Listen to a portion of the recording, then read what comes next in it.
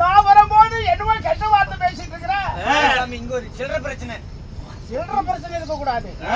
பெரும் பிரச்சனையா கொண்டாடுங்களா கொண்டு வரலான்ட்டு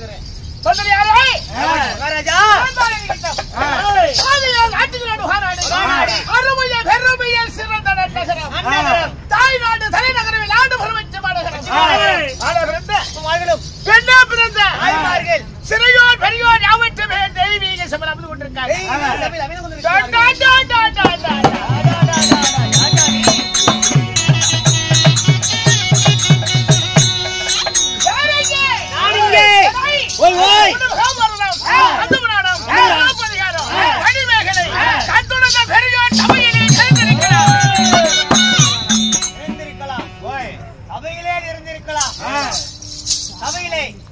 அன்னவருக்கு நவநீதி குழுவின் சார்பாக வாழ்ந்த வணக்கத்தை உன்னை எனக்காக அன்பளிப்பு செய்த அவன் அண்ணாவாகிய பெருமாள் ஐயா அண்ணவர்களும் உப்புமுத்தா சுப்புமுத்தா உப்புமுத்து வாயில இடம் வச்சிருக்கிற தேவடியா மகன் தான் உன்னை கொப்புமுத்து என்று சொல்லக்கூடிய அண்ணாவர்களும் எனக்காக அன்பளிப்பு செய்திருக்காங்க. அம்மா அவர்களும்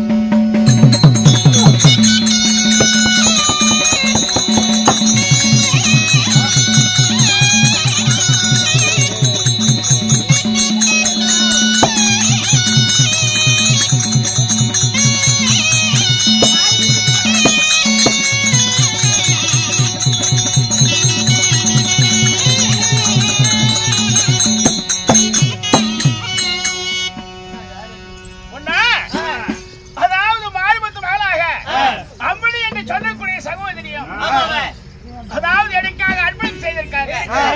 நவநீதி குழுவின் சார்பாக மனமார்ந்த வணக்கம்.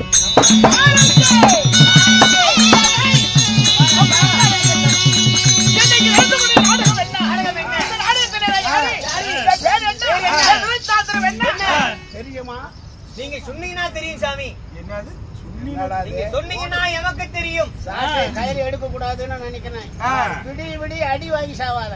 வேண்டாம் சாமி, அடியில போதுட்டு வேணாம். ஆமா. யாருகிட்ட பேசுறேன்னு நினைக்கிறேன்? என்ன நீ பெரிய எங்க போகணுங்கிற? இல்ல சாமி, நீங்க யாரு? டேய், ஓய் ஓய், எவன பேரு என்ன தெரியுமா? என்ன பேருங்க? என் பேரு தான் நகதராஜே.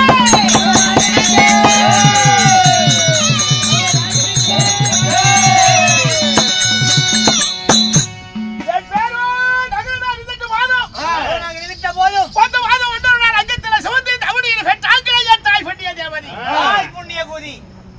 தாயை கேவலமா பேசாதடா. புண்ணியவதி தெய்வமா நினைக்கணும். ஆமா சாமி, தாய் தெய்வம் நமக்கு. தாய் கண்ணு வழியே கல் கட்டு தேனி அமுதே. வாடா மகனே, மகனே, வரங்கான இளவரசனே, கீரணி கீரி ஒளி வந்தனே. வெளி வந்தவனே. நான் குடிக்கிறதே இல்லடா. எப்ப இருந்து சாயந்தரத்துல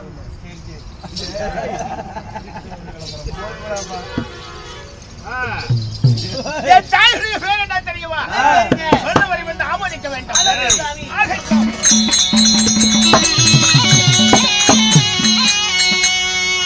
என்னை ஈட்டுதோடு என் தாயோ.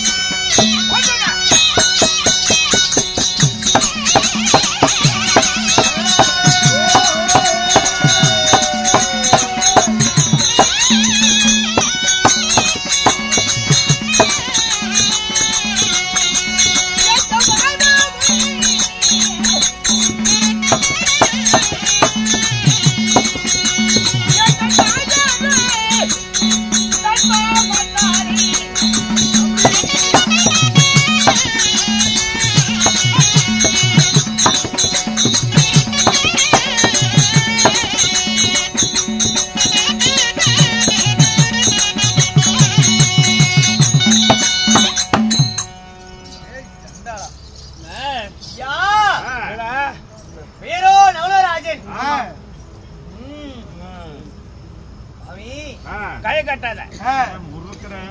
70 வயசுல இந்த போர்டு போடுறீங்க.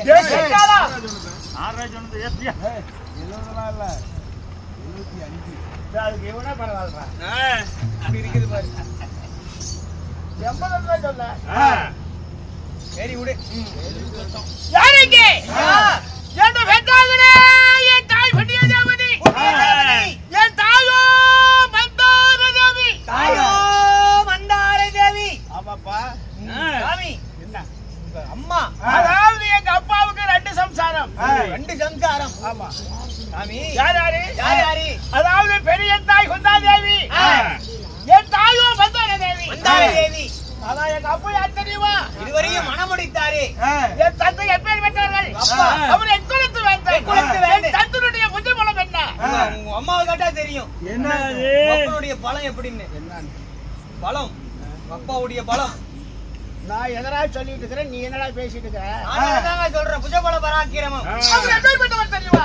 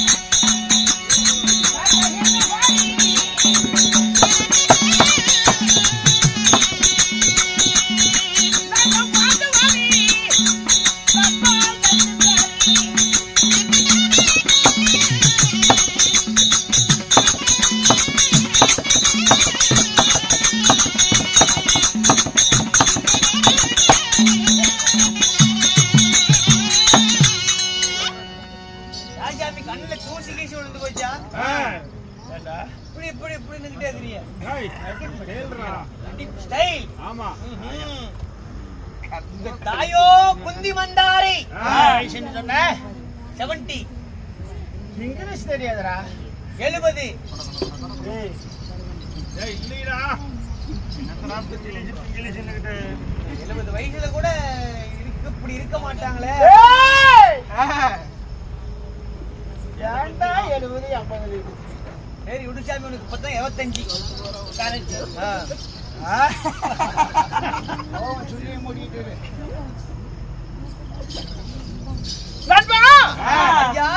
ஆனால் குந்தி வந்தாரி என் தாயி.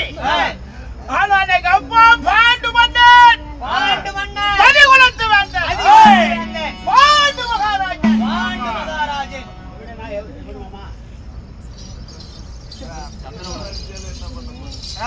மதிகுலத்தில் வேந்தன் பாண்டு மன்னன். யாராவது பிறந்தோம், யார் பிறந்தீங்க? ஆனால் அதாவது குந்தி வந்தாரிக்கு பாண்டு மன்னனுக்கு பாண்டு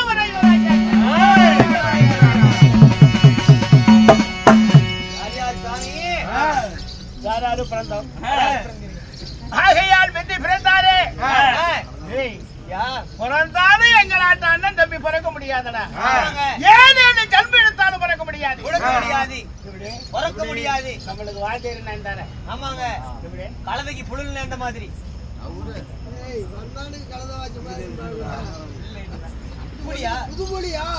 அது பழமொழி, இது புதுமொழி.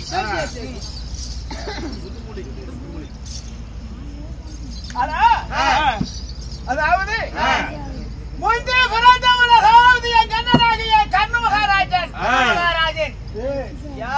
அப்படியாப்பட்ட உடன்பிறப்ப 17வது நாள் சண்டையில எங்க அண்ணனாகிய அர்ஜுன மகாராஜன் ஆனால் குருச்சந்திர வேடத்தில் பானத்தால் போட்டு மடித்து விட்டாரா.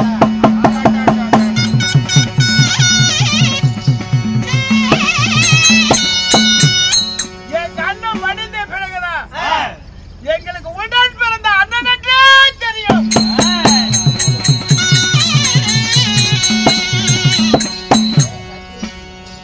அண்ணன் மடிந்த பிறகுதான் அது வரைக்கும் தெரியல. என் தாயாக என் குந்தாதேவி ஆனால் மறைச்சு வச்சுட்டாங்க. சரி சுவாமி. மடிந்த பிறகு என் தாய் அழுது கொண்டு இருந்தா நாங்க கேட்டோம், ஏமா எதிரிய போட்டு அழுவுற அப்படின்னு கேட்கும். நம்ம எதிரி போட்டு அழுவலாமா அப்படின்னு கேட்கும் போது, மகனே ஆகையால் உங்களுக்கெல்லாம் எதிரி கிடையாது, முந்தி பிறந்தவர் ஆகையால் அதாவது கண்ணு மகாராஜன் உங்க அண்ணன் என்று உரைத்தாரா. உடன் பிறந்த அண்ணனையே மடிச்சிட்டுமே என்று ரொம்ப வேதனை அடைந்தோம். அப்படி இருக்க பாரு. ஆனால் இரண்டாவது என் அண்ணனாகிய தருமர், அண்ணனாகிய தர்மராஜர், அண்ணனாகிய பீமன், ஆகையா சகாதேவன், நகலன். இந்த தருமன், பீமன், அர்ஜுனன் என் தாயாகிய குந்தாதேவிக்கு பிறந்தவர்கள். இந்த அதாவது நகலன், சகாதேவன், சங்குவதி என்று ஒரு பெண் குழந்தை. 3 பேரு சிறிய தாய்க்கு பிறந்தவர்கள். என் தங்கி எங்க திருமணம் செய்தோம். ஆனால் அதாவது சிவனந்தாபுரி பட்டணத்தை ஆண்டு வரக்கூடிய போரைக்கு போர் மன்னன்.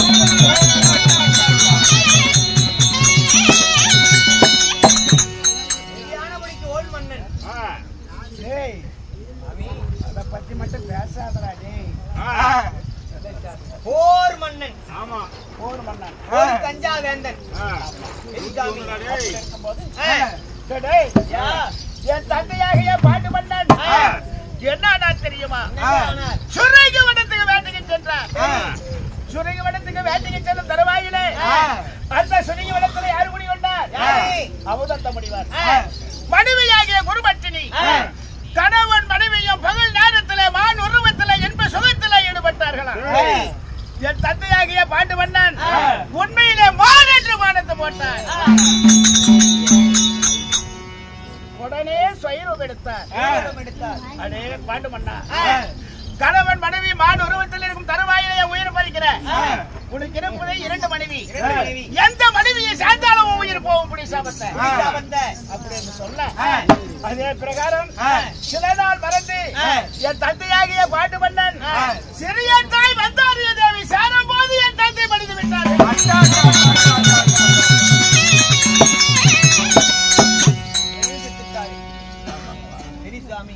அதாவது தந்தை மடிந்த பிறகு உடனே என் சிறிய தாய் வந்தாரிய தேவியை மடித்தார்கள். 2 பேர்த்தை தகனம் செய்துட்டு, ஆனால் என் தந்தை தாயை மடியும் போது எங்களுக்கெல்லாம் விவரம் தெரியாது. எங்க அண்ணனாகிய தருமனுக்கு மட்டும்தான் கொஞ்சம் விவரம் தெரியும். ஆனால் அஸ்னாபுரம் அழைத்து சென்ற அஸ்னாபுரத்துல இப்படி பெருத்த கூட்டம். பெருத்த கூட்டம். எங்க அண்ணன் தர்ம கேட்கிறாங்க, அம்மா இவங்க எல்லாம் யாரு? இவங்க கூத்து பார்க்க வந்தவங்க தெரியல. 8:30 மணிக்கு வந்துட்டாங்க எல்லாம். அஸ்னாபுரத்துல கேக்குறாங்க. ஓ, அங்க கேக்குறாங்க. சரி சாமி. அதனால பேரோடு பெரிய தந்தை திரதமேந்த மக்களாகிய கபுரவரோடு 100 பேர்கள். பங்காளிங்க அப்படின்னு சொல்ல, அதே பிரகாரம் வெச்சாட்டுரியன் சித்தப்பா மக்கள் 5 ராஜாக்கள், நாம 100 பேர்கள். நினைப்பு எங்கடா இருக்குது?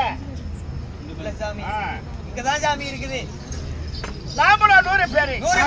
சித்தப்பா மக்கள் 5 ராஜாக்கள்.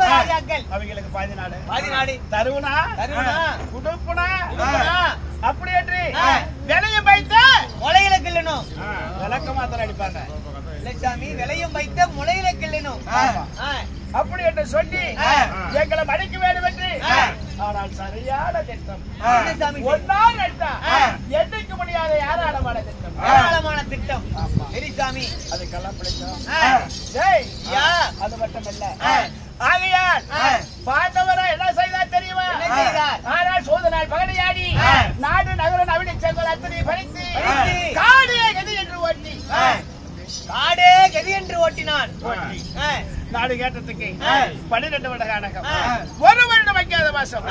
ஆனா கழித்து வந்த பங்குல பிரகாரம் பாதி நாடு பார்க்கலாம் அப்படி என்று சொல்ல, அதே பிரகாரம் 12 கழித்தோம், பாதி நாடு கேட்டோம், பாரத போர் துவக்கணும். சரி சாமி, அந்த பாரத போரிலே ஆனால் மாமனாகிய கண்ணன் அருகில நின்று எங்களுக்கே ஜெயம் என்று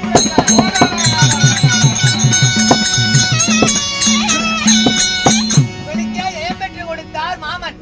சரி சாமி, பாரத போர் முடிந்து 36 ஆண்டு காலமாகுது. 36 வருஷம் ஆயிடுச்சு.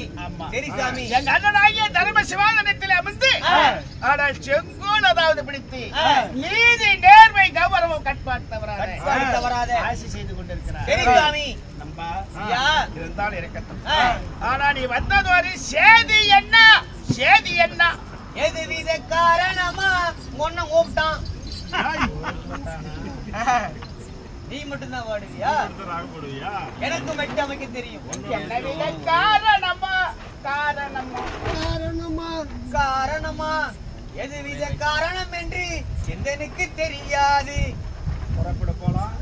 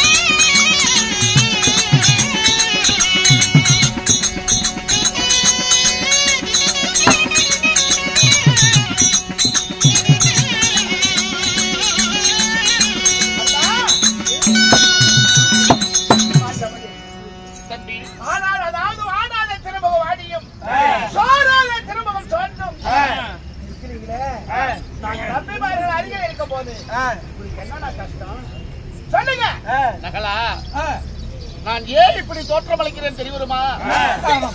நம்மளை எல்லாம் காத்து வந்தாரே மாம்பன் பிறந்தாமன் கண்ணன். உண்மைதான். யமுனா நதிக்கரையோரம் அவர் உள்ளங்காலிலே பாடப்பட்டு உயிர் போவது ஒரு விதமாக இருக்கிறது.